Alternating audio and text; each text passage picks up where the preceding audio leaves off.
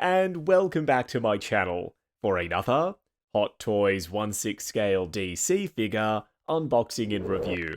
Today, we're taking a look at Superman and Krypto from the 2025 James Gunn directed Superman movie. Now, I got mine at a discount from Pop Collectibles. I've popped a link to their site in the description, along with the discount code Justin's Collection, for 5% off your order if you decide to buy from them. As always, do your own research, make sure you're comfortable before buying. If you're heading down to the description, why not hit that subscribe, bell notification icon, and join button, so you're notified as soon as brand new DC content goes live.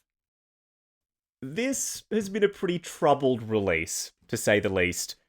Let me paint a picture for you. So, at the end of July, I flew to Hong Kong for ACGHK, essentially their version of Comic-Con. Hot Toys announced prior to the con opening that they would have 100 of these in stock at the convention on shelves, ready to go, when the convention opened.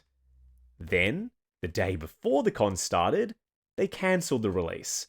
I was devastated because I'd flown all the way there to grab this. A lot of people at the con were rightly upset as well.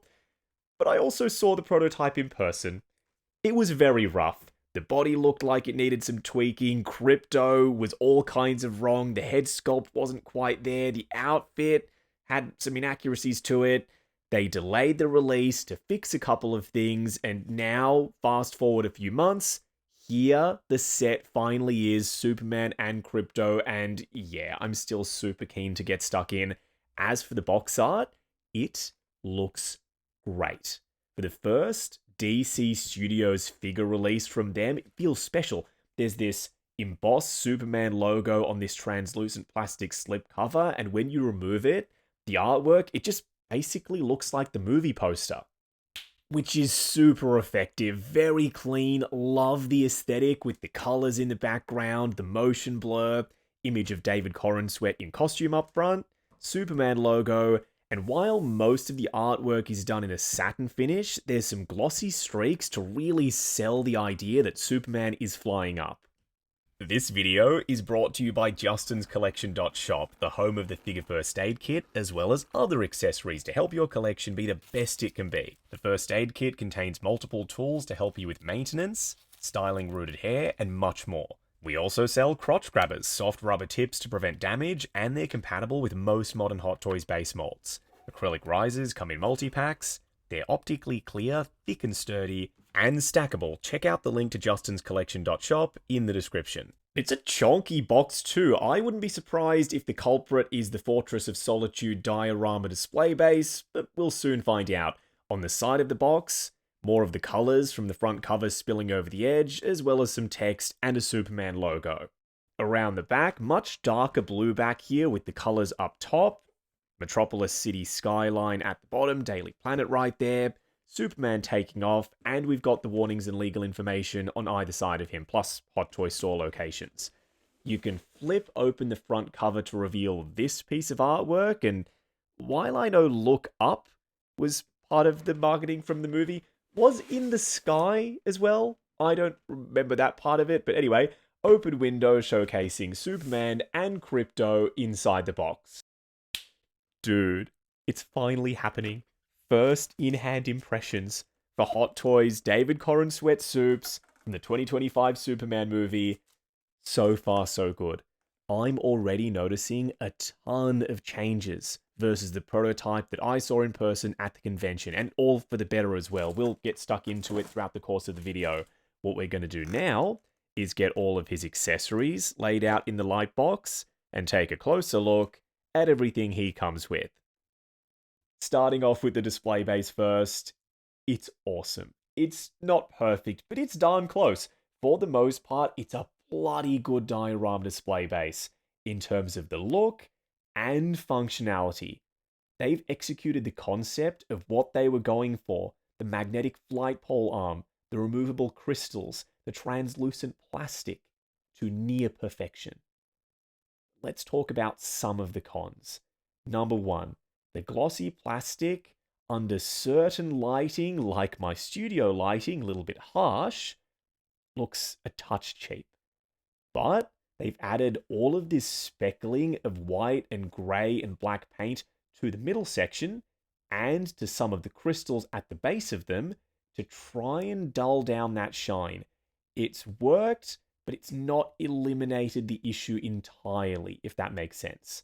I like the gunmetal and soft metallic blue S shield, but part of me would have liked a switch out logo with the traditional colors. That could have worked as well on the front of the base. Then imagine if this base had a light up effect. How freaking cool would that look?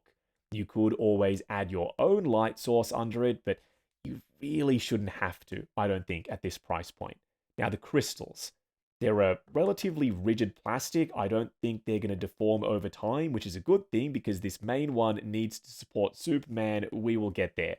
You can remove this middle crystal and install a waist clamp. Don't use this. This will inevitably dig into Superman's suit over time and cause irreversible damage. This base is sort of compatible with the Justin's Collection crotch grabbers if you've got them, but it's a tight fit. You might want to heat up that section of the base first before you install one of my crotch grabbers because you don't want to cause any damage to the base. Plugging in this section, it's magnetic, it's waffled plastic, but initially I was nervous it would be fragile. It isn't. This is super sturdy. And the magnet up top is so freaking strong. I have no concerns about this base holding Superman in a flight pose on the magnetic arm over time. The base itself has a decent weight to it, so it should counterbalance the figure if you've got him in a flight pose. Oh, Hot Toys, what are you doing? Why does Krypto look like this?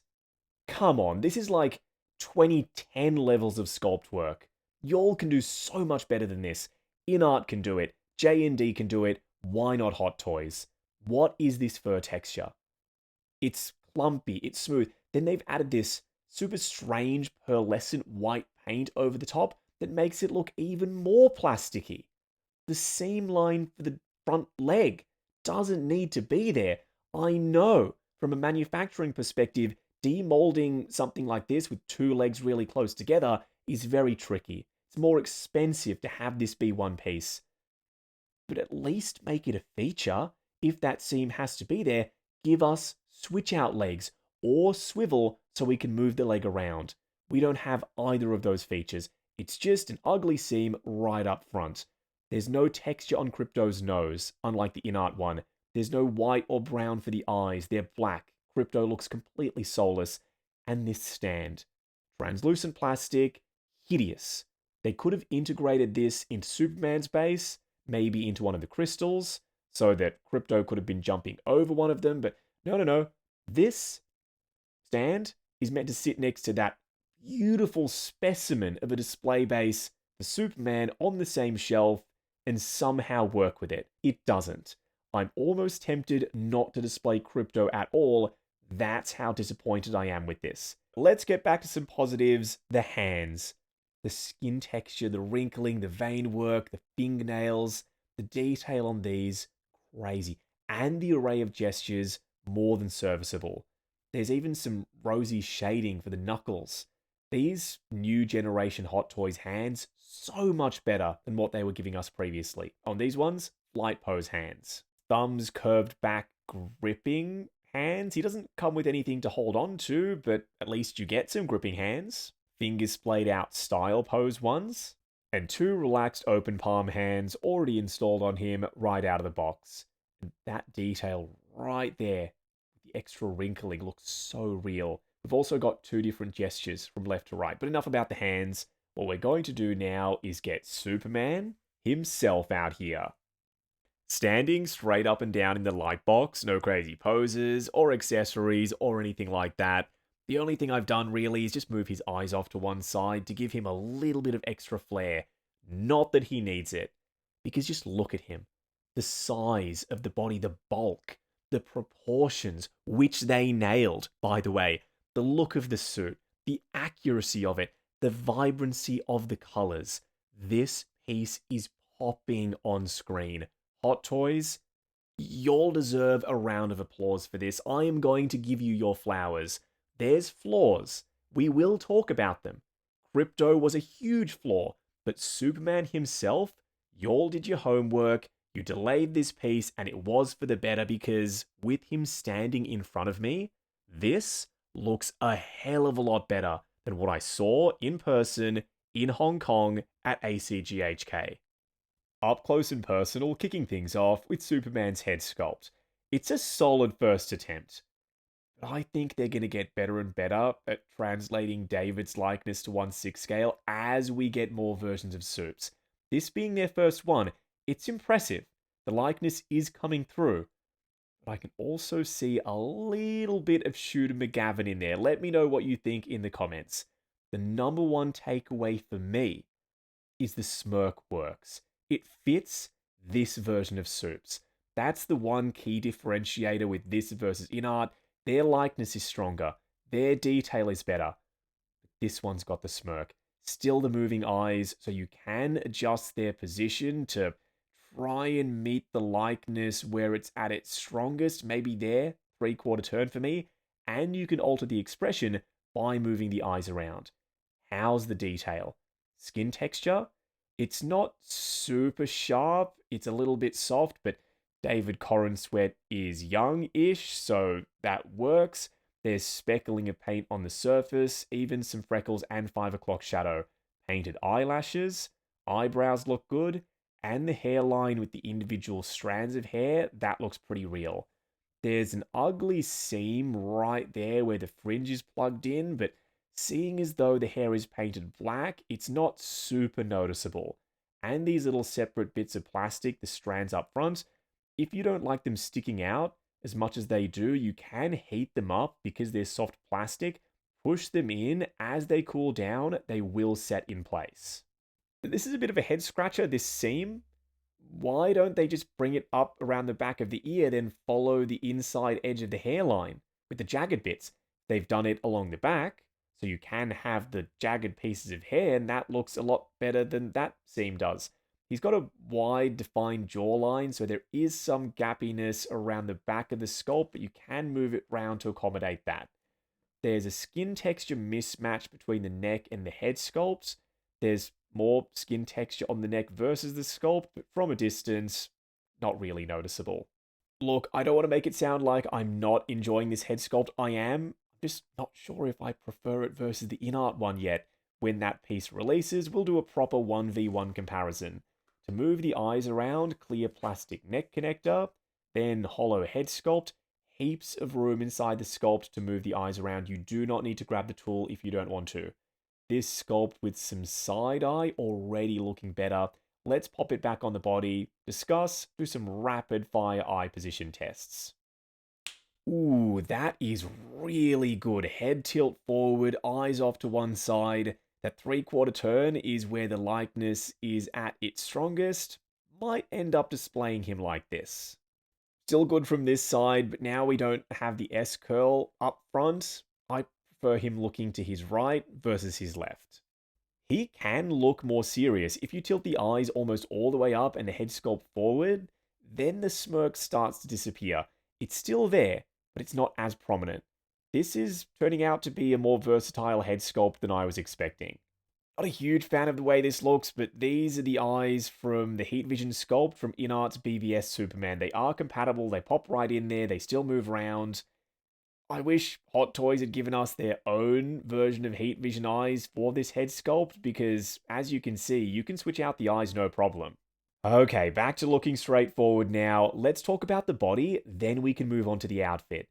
Custom body, specific to David Corenswet's Supes. This is not reuse from BVS Superman or Justice League. I've seen some people say that online.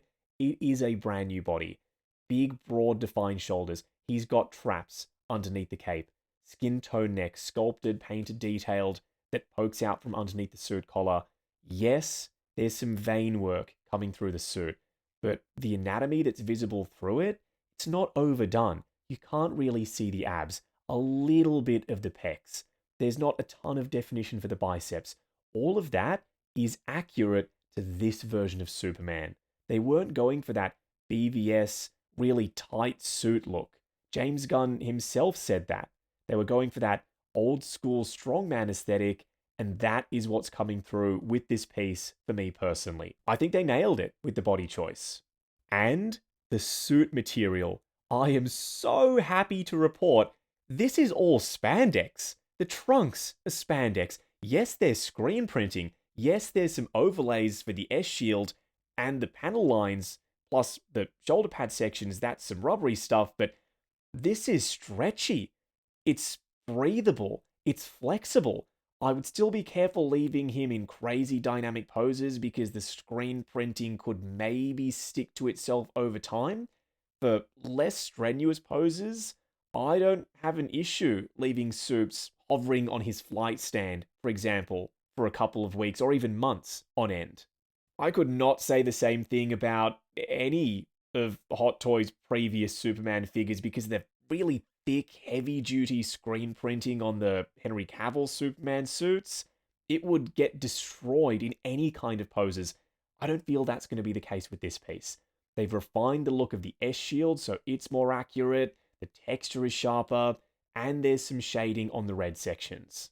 The shape of the collar is better versus the prototype. The cape tucks into the suit, and while that's going to be tricky to switch this out with a custom cape, because I really want to do that, it's the way it's supposed to be.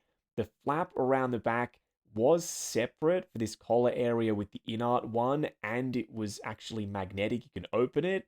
It's what hid the zipper underneath it. With the Hot Toys figure, that's just screen printed. Because there is no zipper for the suit. He's sewn into it. You can't switch the body now, but I don't think you're going to need to. The cape. It's a little bit too shiny for me. There's a little bit too much of it, I think, as well. It's wide along the edges, wide along the bottom. A drape cape would have been my preferred option. I'm hoping that Jackson Zhu eventually gives us a custom cape for this piece because he deserves it. At least the S shield is now properly raised and we've got the black panel line work. That is the way it's meant to look. I like that there's enough excess fabric for the sleeves that you can bring the material over the hands and cover up the wrist pegs. It's adjustable, so if you find the sleeves look too long, you can just push the sleeves back up.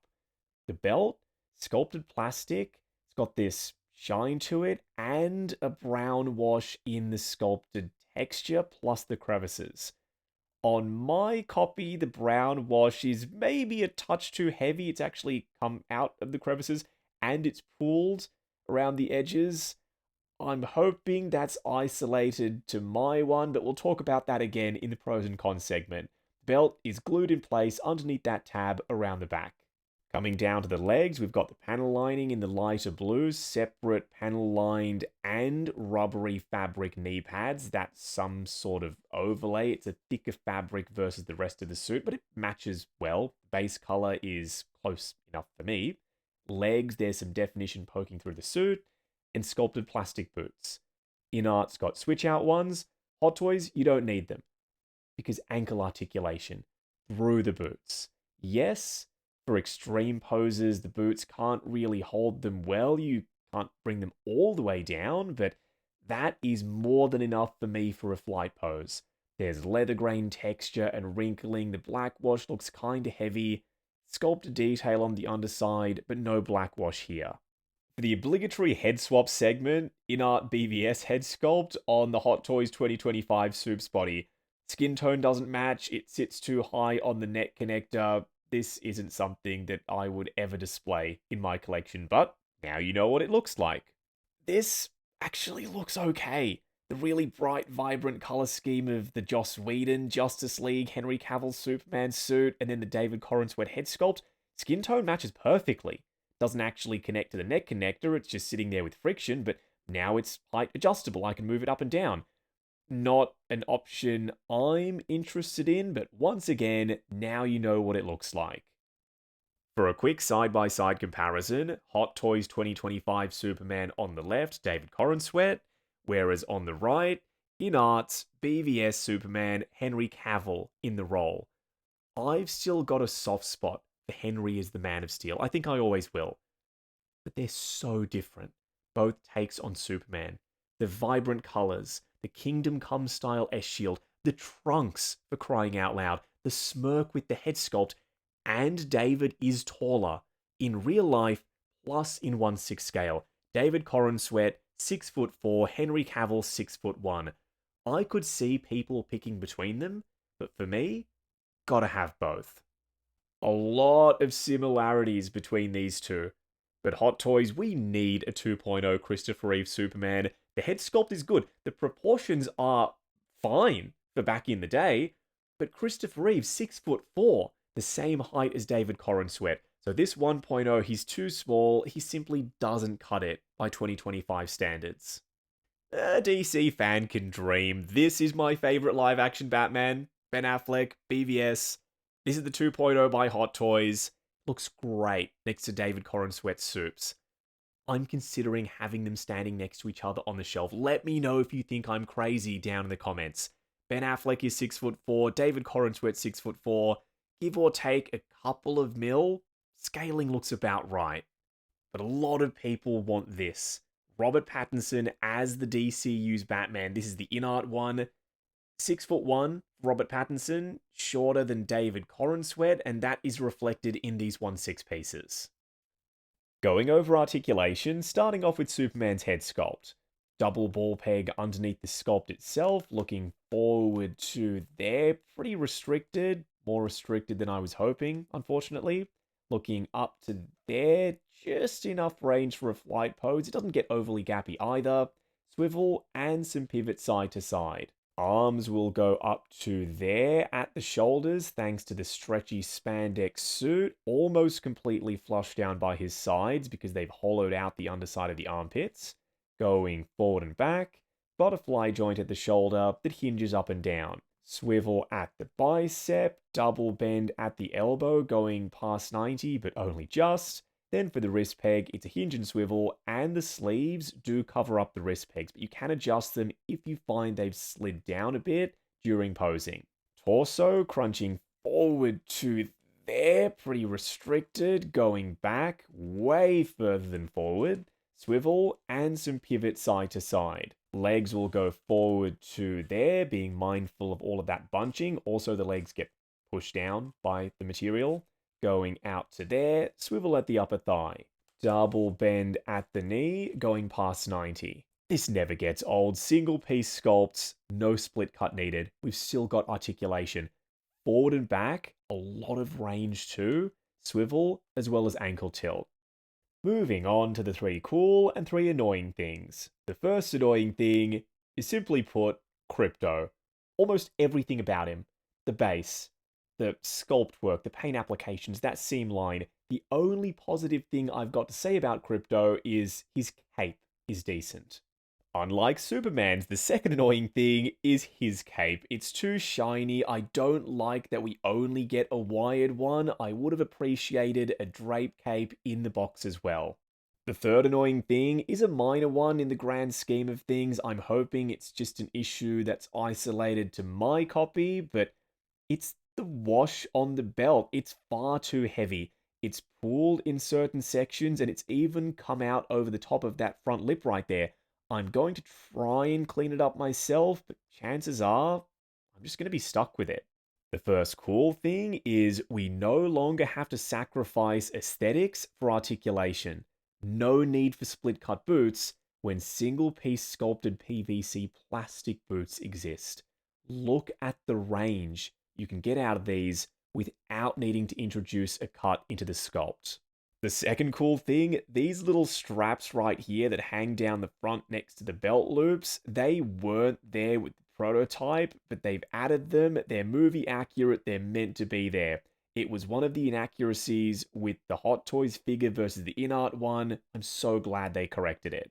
The third cool thing, surprisingly, I thought this would be a con because I assumed it wasn't going to work. Joke's on me because it does. The display base arm with the magnet in it. The magnet is quite small. The point of contact is small as well. But it's such a strong connection that Superman hovers on the flight pole, no problem. It is rock solid. Plus, The plastic bracket is sturdy too, there's no flex whatsoever. Let's call this third cool thing part B because it still has to do with the flagpole arm.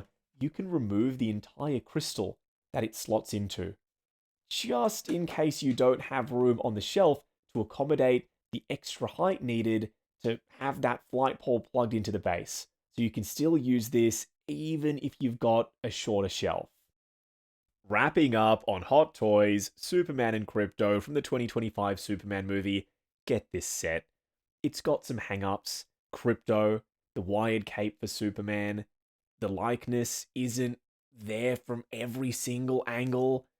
If you can live with those things, you are going to be in for a treat. Yes, the in-art one is coming. Yes, it's superior in many ways. But then again, the Hot Toys one is superior in many ways. Spandex suit. The in-art one is rubbery fabric, so this is more posable. Single-piece sculpted boots with better articulation than what I saw with the in-art prototype. And we've got the smirking head sculpt and the killer diorama display base. That might be the one big feature that puts this one over the top for me. But I'm saving judgment until I can do a proper comparison. For right now, seeing as though this has been released, it is currently on the market today the best 1/6 scale David Corrin Sweat Superman that you can buy. And it captures the essence of Superman from that movie with the smirking head sculpt. So at the end of this, like I said, get this. If you're on the fence, get off it. There is so much to love about this piece. You will see what I mean when you get yours in hand.